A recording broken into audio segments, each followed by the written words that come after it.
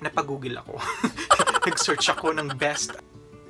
Please don't forget to subscribe and ring the bell for your notification.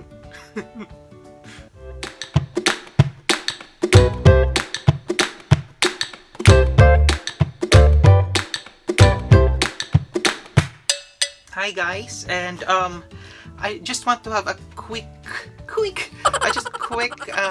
review and feedback for this item. Turtle wax. O, diba? Sobrang glossy. Turtle wax Headlight Lens Restorer. Yung nabili kong kotse, nag-aano na siya, nag-oxidize na yung dalawang headlights niya. Try kong i-insert yung picture dito. Hopefully makita ko ng ano doon sa archive ko ng picture nung nag-oxidize na lens. Hindi ako sure. Pero it came to a point na kapag nag-drive ako ng gabi, medyo malabo na yung light, especially dito sa may right side ko na headlight. So, napag-google ako. Nag-search ako ng best headlight restorer, and when I checked, ito yung lumabas. Turtle wax headlight lens restorer.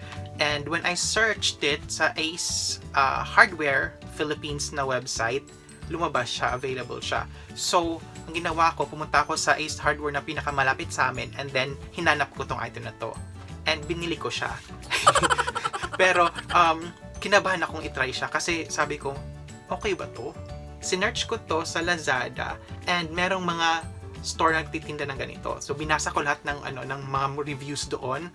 Mostly, naghahanap ako ng negative reviews. Kadalasan puro positive reviews. Hindi naman sinabi na babalik as I brand new yung lens, pero it would help clear out yung oxidation nga. So, tinry ko siya. I will insert here the unboxing of this item kasi as of this recording, nagamit ko na siya.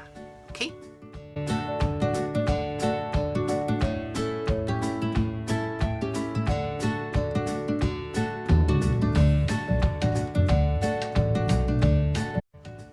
Yon. So, ang mga laman nito, andito na lang ngayon kasi nagamit ko na. Ang una is yung lens clarifying compound. Ito rin yung gagamitin mong pang-maintain sa car after nung restoration process. So, ito pa lang, yung ginamit ko pa lang to, ang laki na ng improvement.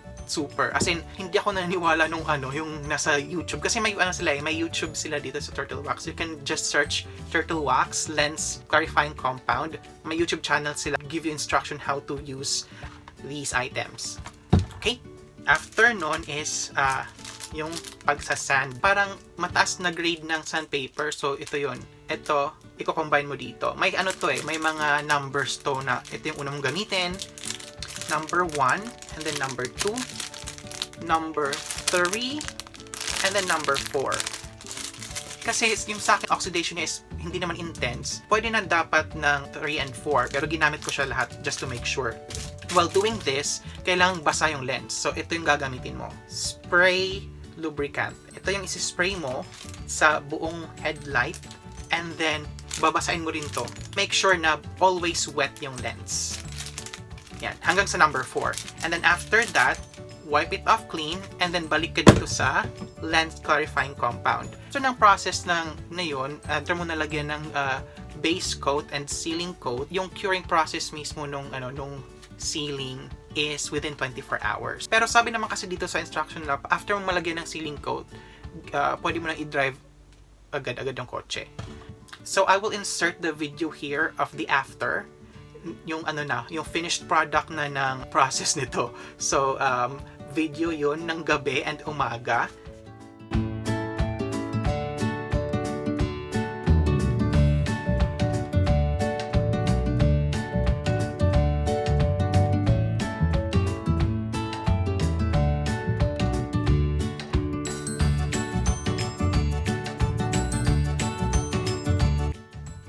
And pasensya na guys, hindi ko talaga na-record or hindi ko na-record yung process nung pag-restore mismo kasi nga it took me 3 hours to do that entirely, and gabing-gabi na yun. So, pasensya na. At ang aftercare, sabi sa website ng Turtle Wax is yung restoration mismo it would last you 4 to 6 months depende sa exposure ng kotse mo sa weather.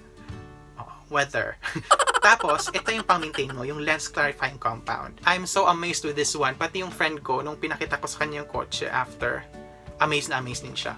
I will take a video of this one kasi maulan ngayon, so usually mas mabilis yung mabilis sila nakakapag-fade ng ng clarity ng lens. So